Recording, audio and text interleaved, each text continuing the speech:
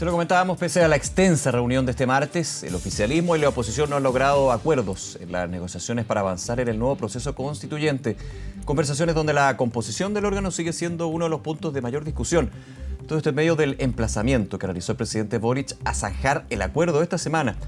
Para conversar más sobre este tema, estamos junto al analista político y académico de la Universidad Autónoma, Tomás Duval. Tomás, muy buenos días, muchas gracias por acompañarnos. Buenos días, Nicolás. Tomás, ¿cuál es tu mirada con respecto a lo que son estas negociaciones? Claro, desde afuera se ve que algunos piensan esto se dilata, de que no se llegan a acuerdos, pero que finalmente desde los propios partidos y representantes que están sentados en la mesa se ha hablado de avances importantes, pero claramente trabas que son bien complejas de subsanar, ¿no? Sí, lo que pasa es que se ha demorado excesivamente la Cámara de Diputados y el Senado, el Congreso en sí, y los partidos en determinar cuál es la fórmula para este nuevo proceso. Y yo creo que la última intervención del presidente Gabriel Boric de llamar a cerrar el acuerdo me parece que ha colocado presión sobre las fuerzas políticas del oficialismo y también de la oposición para lograr un acuerdo. Ahora, las trabas están, como tú bien lo señalas, en cómo es la composición de este nuevo órgano, de partida desde el nombre, ¿no es cierto?, a cómo se va a llamar, claro, y cuánto es el número de integrantes que va a tener, porque se está hablando de una fórmula mixta en el cual una parte sería electa por la ciudadanía y otra parte sería, llamémoslo así, electa por el Congreso, y serían representantes de esos partidos los que también integrarían ese futuro órgano constituyente. Ahí es donde están las trabas más importantes, diría yo, hasta el momento. Ayer fue muy larga la reunión hasta anoche y la fórmula, algunos señalan es 70-30 la incorporación o 70 y 36. Bueno, los números ahí pueden ir variando. Claro. Pero está en ese elemento la discusión. Ahora, esperemos que en el día de hoy, hoy y mañana, puede quedar zanjado esta materia, ¿no? Sí, actualizando y llevando las cosas en limpio, digamos, a la espera de que sea este acuerdo, recordando, como siempre lo hemos comentado aquí en el programa sobre este tema en particular, la gracia o el objetivo de llegar a un acuerdo entre las partes, los partidos con representación parlamentaria, gran parte de los partidos que están representados en el Congreso, es que este acuerdo tiene que pasar a la reforma constitucional y de ahí una nueva discusión. Obviamente, si hay un acuerdo, se espera de que sea una discusión bastante rápida, entre comillas, que obviamente podría ir cambiando en el minuto. Pero quería ir al punto. Actualizando lo que han sido todas estas semanas, meses de conversación, ya claramente sí o sí va a tener que ser un órgano mixto. ¿Se descartaría entonces la posibilidad de un órgano 100% electo? Hasta anoche, por lo menos, eso parecía indicar que la Para tener claridad de que eso ya está definido sí o sí, ahora el porcentaje de designados y elegidos democráticamente, elegidos en elecciones, ese es el tema que está en discusión, pero el órgano en este tema de composición, digamos, medular, estaría quedando así. Claro, efectivamente aquí hay un órgano mixto, y al quedar un órgano mixto, si estamos pensando en 100 personas, 70 electas, bueno, también va a haber que distribuir de alguna manera cómo se eligen a esas 70 personas, porque no tenemos ninguna cuestión que pudiese ser parecida, salvo que uno pudiese decir por regiones tanto, o porque dibujar distritos para la convención ya sería un trabajo de mucho tiempo para las fuerzas políticas. Entonces me parece que ahí también hay otro elemento de carácter bastante más práctico que hay que tener en consideración. Si va a ser por regiones, uno podría decir, bueno, son 16 regiones, habrá que repartir un número de acuerdo ahí. Y los expertos, bueno, ese es el punto central, porque en el fondo cuando uno dice 70-30 está dando... cuando dice el 30% de expertos, le está dando un porcentaje importante a la representación de los expertos, más en términos específicos del 30%. Sí. Entonces, está dando una representación no menor como una fuerza política. Ahora, de hecho, también había una discusión sobre qué expertos. Algunos dicen solamente abogados constitucionalistas, otros dicen no, porque aquí se ven temas constitucionales, obviamente, la nueva Constitución, pero como se quedó demostrado en la discusión de la Convención Constitucional, abarca distintas aristas que en la estructura tienen que estar redactados de manera constitucional, podríamos decirlo de esa manera, pero que finalmente aterrizan a otros niveles de la sociedad. Sin duda, y también definir qué se va a entender por experto. Digamos. Claro. Es bien difícil hacer esa denominación, pero como bien tú relatas, no solamente si van a estar esos denominados expertos, de alguna manera debiera determinarse también que no sean solamente abogados, porque aquí se necesita también de todo tipo de profesiones que puedan colaborar, porque la conformación del Estado es mucho más allá de una norma. Ahora, sin duda los abogados son muy importantes porque son los expertos en derecho constitucional, o sea, son las personas que estudian y se dedican a aquello. Ese es un aporte significativo. El proceso pasado también tuvo un aporte significativo de personas del derecho constitucional, entonces tampoco es una cuestión que uno puede definir que los expertos van a ser efectivamente el núcleo central o aquellos que van a dirimir las cuestiones, ¿no? Van a aportar quizás con sus conocimientos desde las distintas áreas. Yo creo que esa es la visión que podría uno avisorar desde ya, digamos. Uh-huh.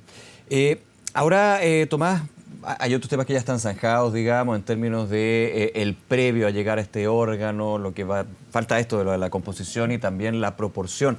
Pero de todas maneras se espera, al llegar a un acuerdo, la espera de un acuerdo, que cuando se pase una reforma constitucional se podría, no sé si dilatar es el concepto, pero sí complicar la discusión pese a un acuerdo. Me adelanto muchísimo, pero hay desde la oposición, desde el oficialismo principalmente, miradas con respecto a los expertos designados en el carácter de designado, y muchos recuerdan lo que fue en su minuto el derogar, el terminar con la figura de los senadores designados. ¿Ese contexto histórico-político crees tú que podría también empezar, pese a llegar a un acuerdo en las instancias?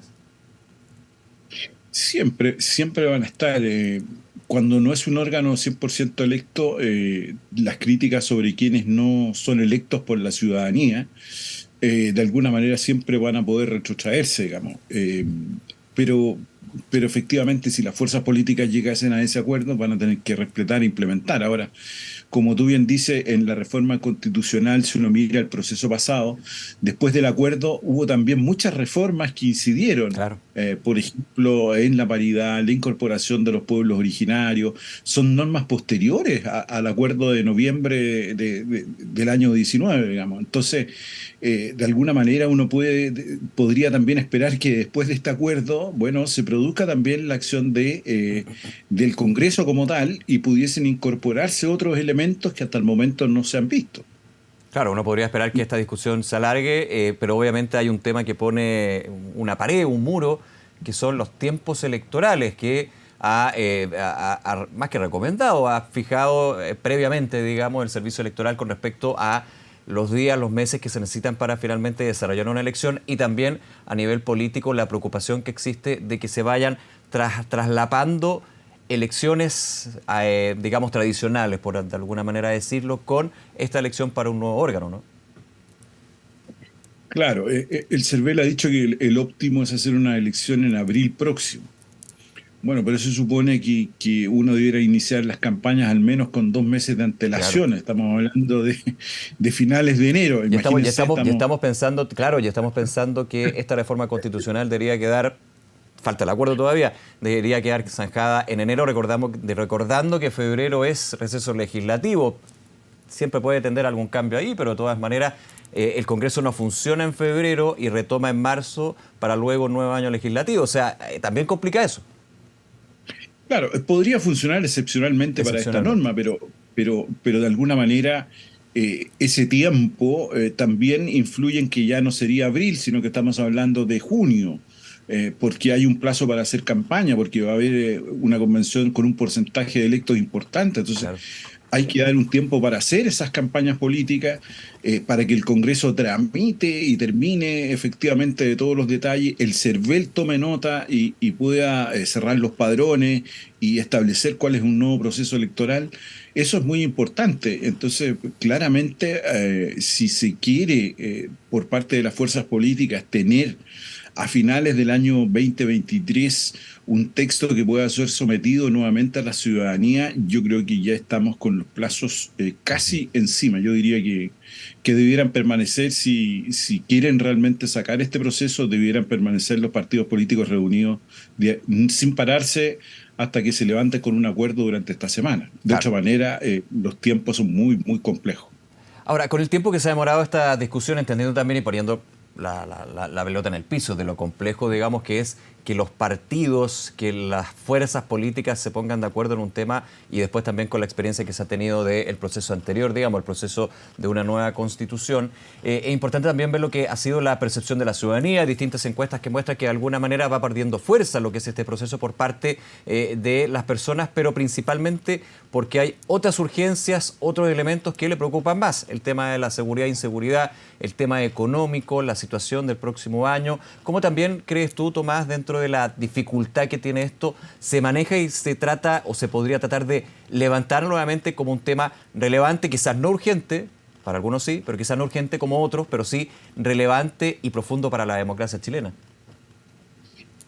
Sí, una cosa son las percepciones ciudadanas respecto a los temas que más le afligen. Sin duda la seguridad, la delincuencia es una materia que ha llevado durante este año un rol preponderante en toda la política, ¿no? Uh-huh. Y al mismo tiempo las condiciones económicas. Sin duda esas cuestiones, tanto lo material como la seguridad, que es propia para ejercer cualquier tipo de actividad o movilidad humana, llamémoslo de alguna manera.